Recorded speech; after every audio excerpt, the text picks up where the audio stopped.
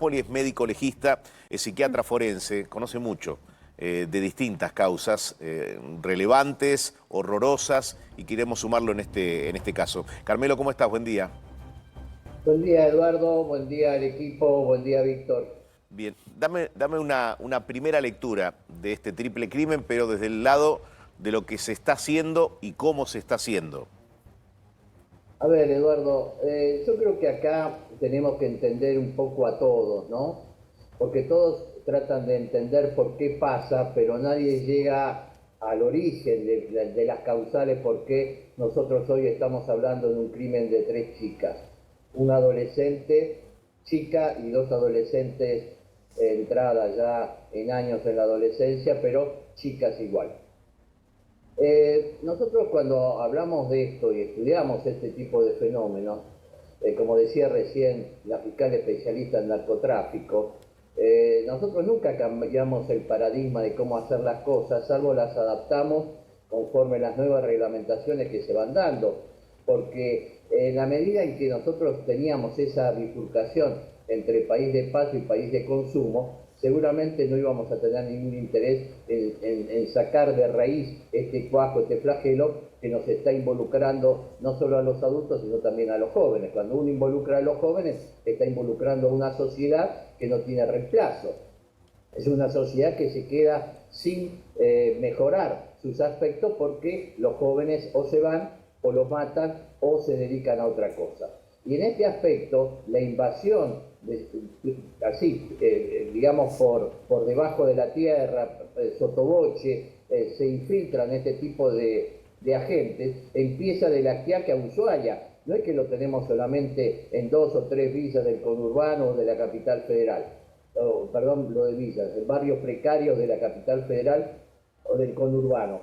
Lo tenemos desde La Quiaca a Ushuaia y nosotros sabemos o entendemos o intentamos comprender por qué pasan ciertas drogas, por qué ciertas drogas se fabrican acá, por qué ciertas drogas se consumen acá y por qué otras se exportan a través de. Entonces, nosotros cuando queremos combatir en serio esto, hay que hacer cosas muy extremas. Y no creo que nadie esté en condiciones de hacer cosas extremas porque todos tienen algún interés.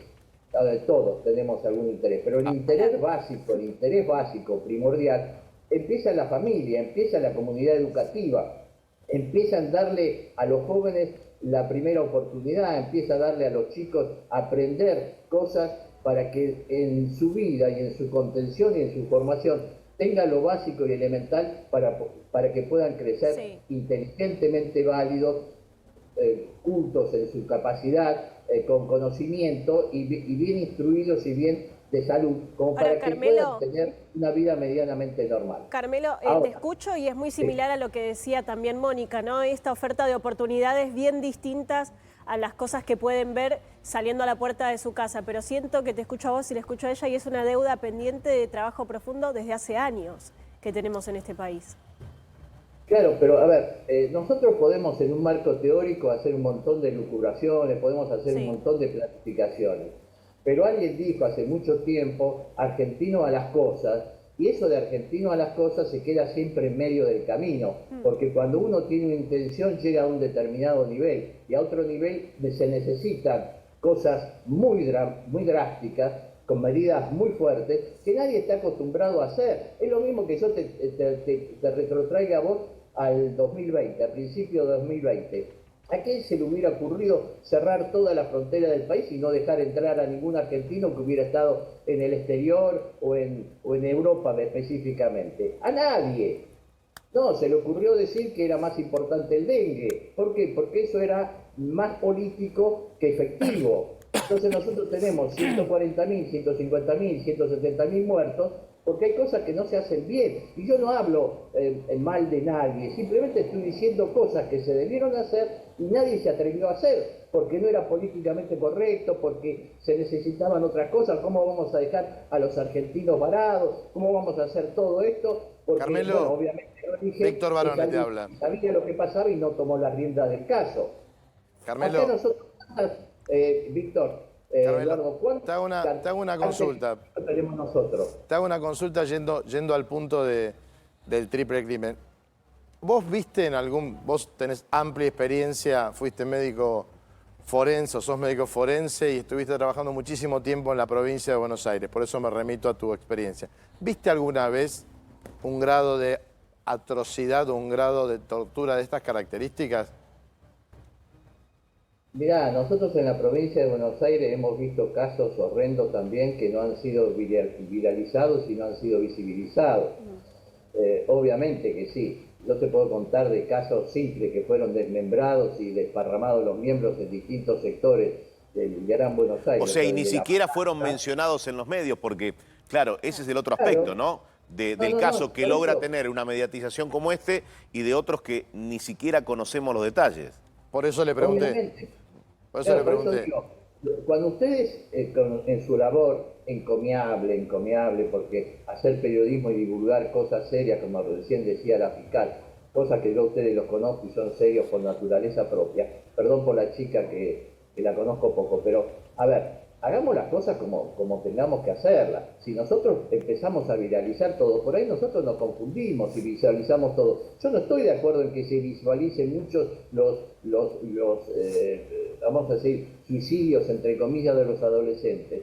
Porque nosotros, el copy-pegue, la conducta imitada de unos a otros, muchas veces no ayuda. Pero en estos casos fundamentalmente, concientizar a la opinión pública del flagelo que significa esto, más allá de las necesidades que pueda tener cada uno,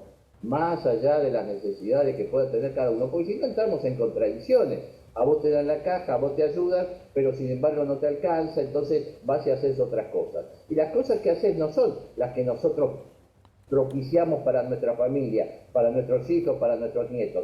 Hacen cosas que se pueden entender como un tanto marginal, no, porque el trabajo social es más viejo que la historia, pero digo, hacen cosas que muchas veces no dimensionan, porque los chicos, los adolescentes, no dimensionan el peligro. Ellos creen que están impunes, ellos creen que a él no les va a pasar nada, ellos creen que son más vivos que los otros.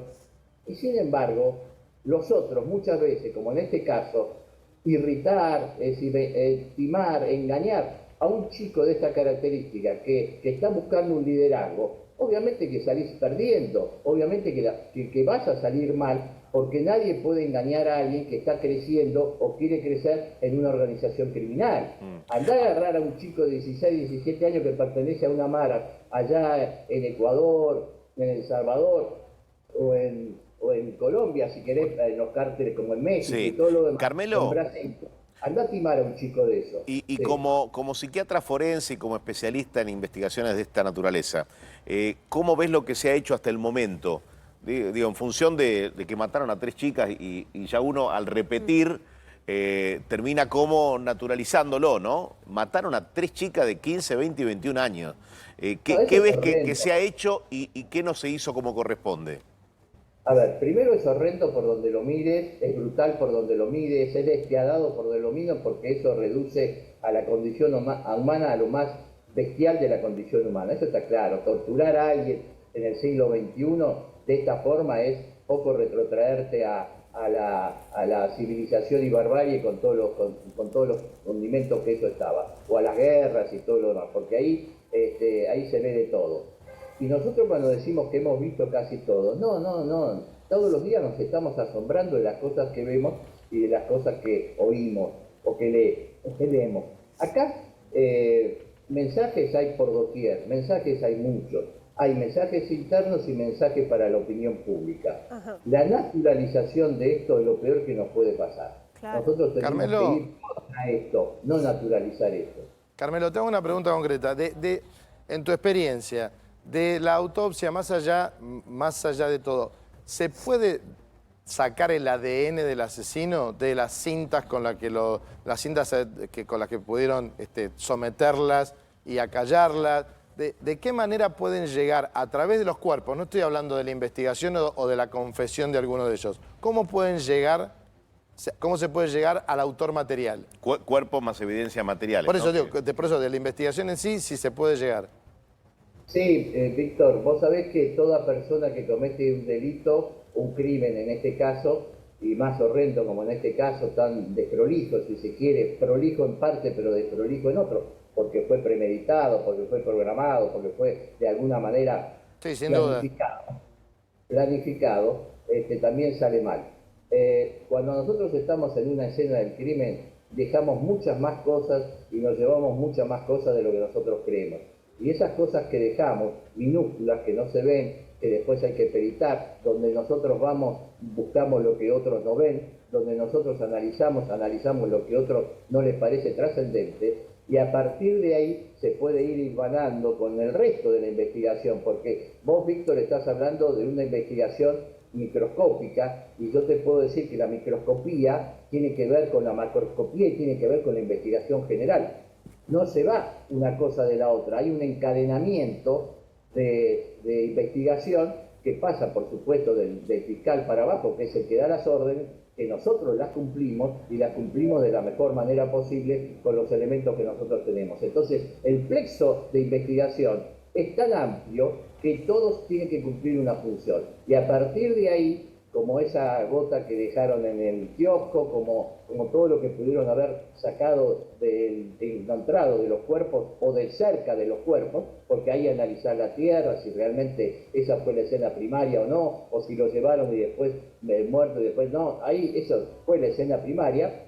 Y después, Bueno, por eso decía recién, Eduardo, que incluso entró un ladrón ocasional, con hurto calamitoso, entró, se llevó cosas, y no sabemos si ese fue un ladrón ocasional o fue alguien que fue a buscar algo determinado para no incriminar. Pero bueno, por eso te preguntaba de esta situación en base a tu experiencia como forense, ¿no? Claro que sí. No, seguro, nosotros técnicamente hacemos las cosas que mejor podemos y mejor sabemos, con el conocimiento actual y con todos los elementos de investigación que podamos tener actuales, con todas las herramientas que nosotros podamos tener, y después el fiscal o los fiscales en este caso tendrán todo lo demás para analizar y todo lo demás para hacer su trabajo, sus medidas cautelares o sus medidas así de aprehensión, como es en este caso, y después ver exactamente qué pasó, más allá de que yo cuidaría mucho a los que están en el penal, porque no es lo mismo trasladarlo con una fuerza importante de seguridad que dejarlos sueltos en un penal donde las cosas pueden salir. Carmelo, muchísimas gracias por haber hablado con nosotros. No, Eduardo, a todos gracias por convocarme. Buen sábado y buen fin de semana. Hay un mapa del narcotráfico, ¿no? Así como hay un mapa donde uno puede determinar cuáles son las zonas más calientes o picantes en materia de otros delitos. El narcotráfico tiene un mapa y ayúdame a entender, Víctor, esto que menciona, bueno, San Petersburgo, Isidro Casanova, Villa Palito, Nueva Unión, Gregorio de la Ferrer, localidades, algunos barrios especialmente vulnerables. Estos son los principales asentamientos donde los narcos operan y ejercen un control territorial. Hay lo de Puerta de Hierro, como dijiste, Villa Palito, San Petersburgo, La Jabonera, la Villa Godoy Cruz, Santos Vega, el barrio de los Paraguayos. Sí. Esto es el barrio 1001, que es la frontera entre Morón y Merlo. Acá es donde se ven muchos de estos homicidios que veíamos recién, que es, por un lado, un mensaje y por otro lado tenés el ocultar el cuerpo. Por eso le pregunté recién a Carmelo, porque es muy común que, digamos, los seccionen para que no lo puedas ubicar y no puedas saber quién es. Pero bueno, y en esto se ve, acá sí se ve porque acá hay control territorial, acá hay guerra, pero por lo general son ajustes entre narcos. Acá que fue... grupos que que van por el poder de determinadas zonas. Se pelean por el territorio. Se pelean por el territorio. Se pelean por el territorio y por tener más territorio. Y suele haber vínculos si uno traslada lo que ocurre en el conurbano bonaerense con lo que ocurre en la ciudad de Buenos Aires. ¿Hay vínculos entre bandas o quien opera en un barrio vulnerable de la ciudad de Buenos Aires no opera en el conurbano? Es que por lo general pueden... El de la ciudad de Buenos Aires, sí. Estos dos puntos, la 1114 y la 2124, son puntos muy fuertes de la capital, muy fuertes. Y aparte también tenés de dónde viene la droga. Por ejemplo, la cocaína viene de Perú, viene de Colombia, pero por lo general de Perú y de Bolivia. Y la marihuana viene de Paraguay. El tusi, que era la droga la que consumían supuestamente esta chica, la cocaína rosa. Claro, pero esa es una droga, entre comillas, de diseño, y que se hace, y había una cocina muy cerca de Florencio Varela. y también hay cocinas en la 1114. Pero, por ejemplo, hablas de la 1114 a la Zabaleta, viven 100.000 personas. Las 100.000 personas son, como digo yo, el 80-90% son de trabajo, el 10% son narcos. Y ahí empieza cómo funciona la lógica narco. O sea, cómo son los clanes, por ejemplo, en lo que veíamos recién, en Matanza vos tenés distintos clanes. Acá en la 1114, después que Marcos desaparece de escena, se empiezan a pelear por el liderazgo de, como bien contaba la doctora Cuñarro, cómo llega Marcos al lugar. Llega con una estructura, si querés, más militar y más de secta, como de secta o de lógica o de logia, como es Sendero Luminoso. Bien. Entonces así se maneja, Nicolás. Respondiendo a lo tuyo, hay en Cava y hay en provincia y tienen vinculación que, por ejemplo, en este caso, siguiendo el derrotero de la camioneta, seguro trabajaban en Flores y seguro trabajaban en la zona sur, porque van de La Tablada a Flores, de Flores a Lomas de Zamora y de Lomas de Zamora van a Florencio Varela.